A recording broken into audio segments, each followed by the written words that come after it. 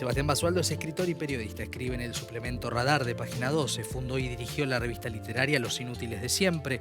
Es autor de La mujer que me llora por dentro, Fiel, Mañana solo habrá pasado, La intimidad del fracaso y Cuando te vi caer.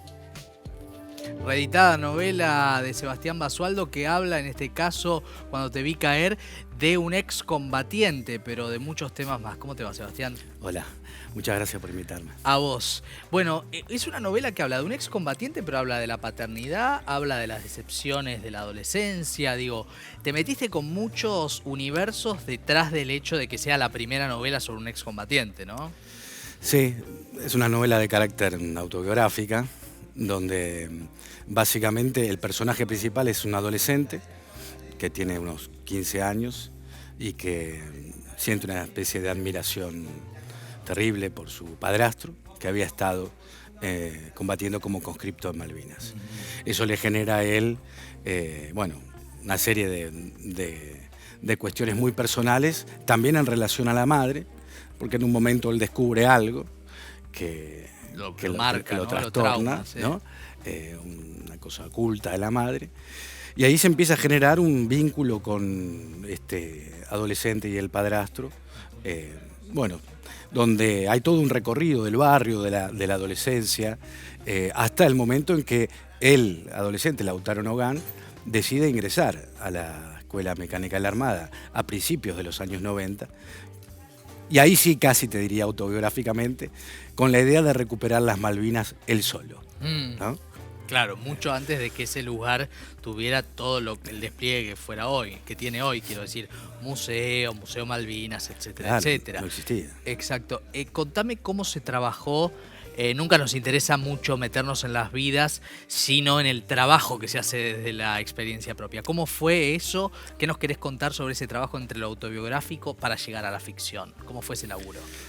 Bueno, para mí lo básico al momento de pensar Cuando te vi caer tenía que ver con intentar recuperar de alguna manera el modo en que yo veía la adolescencia a los 15 años, ¿no? Por eso está tan cargada por momentos de una prosa poética, enfática, sí, ¿no? Porque lo que yo quería era lo que sucede justamente en la adolescencia, ¿no? Que todo es determinante, que todo es blanco, negro, trágico, y donde las pasiones están a flor de piel, y eso yo lo quería trasladar en la prosa, en la historia, en la mirada de ese adolescente, ¿no?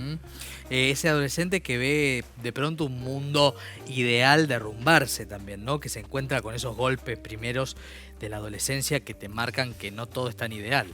Sí, y además por algo que vos decías, que tenía que ver con la relación de la paternidad, ¿no? Claro, sí. Ese vínculo que claro, tiene. Diferenciando lo que es la paternidad del rol paterno, ¿no? Porque ese rol paterno del padre postizo se lo habilita la madre, ¿no?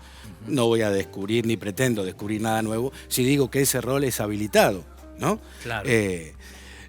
¿Qué ocurre cuando ese rol paterno, no la paternidad biológica, porque el chico tiene un padre que casi no lo ve?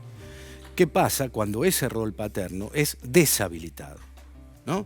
Una pareja se encuentra, rompe, tiene hijos, bueno, el hombre cumple el rol paterno habilitado por la mujer, pero ese matrimonio se termina, digamos. Y a él se le rompe una figura, ¿no? Exacto. ¿Qué pasa con la deshabilitación del rol paterno? Claro. ¿Dónde queda ese hombre? ¿En qué lugar? ¿En qué posición? Sí, y con lo que significa para un varón también, ¿no? La figura de la paternidad, ¿no es cierto? Es muy interesante eso que explorás. Pero no quiero correrme de lo autobiográfico en el sentido de cuando se entra a contar algo autobiográfico en la ficción, ¿cómo saliste del libro? ¿Qué generó la ficción como operación en la vida real? Lo que pasa es que ahí tendría que pensar qué significa a mí escribir, ¿no? O sea, para mí la literatura tiene que ver con un acceso al conocimiento de mí mismo, ¿no? Sobre todas las cosas. Digamos, yo te diría que escribo para entender, para entenderme. Ahora, ¿qué pasa con lo autobiográfico? Cuando uno vive algo, determinada experiencia, al momento de recordarla, pasa el tiempo, al momento de recordar esa experiencia, no la puede recordar tal cual como sucede, es imposible, ¿no? Ahí entra la subjetividad, un montón de cuestiones. Ahora, si hay una distancia entre lo que uno vivió y lo que uno recuerda que aquello que vivió, ¿Qué pasa cuando uno escribe sobre aquello que recuerda que vivió, ¿no? Hay como una especie de momento, de hiato ahí, donde se instala la ficción. Pero con mucho cuidado de que no se convierta en una especie de autobiografía, porque ya estarías en otra especie de género, ¿no?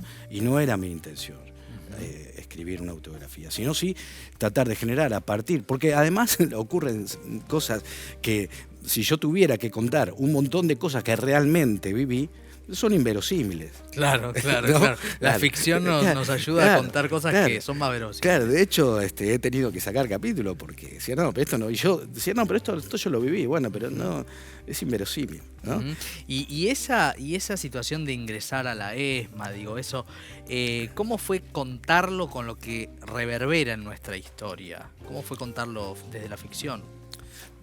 Teniendo mucho cuidado, en principio, de marcar, de plantear, de darle un marco contextual. Estamos hablando de principios de los años 90. Claro, claro. Estamos hablando de un adolescente que en el colegio secundario no se hablaba de Malvinas, o casi no se hablaba de Malvinas. Sí se hablaba de la dictadura cívico-militar, pero de acuerdo a qué docente.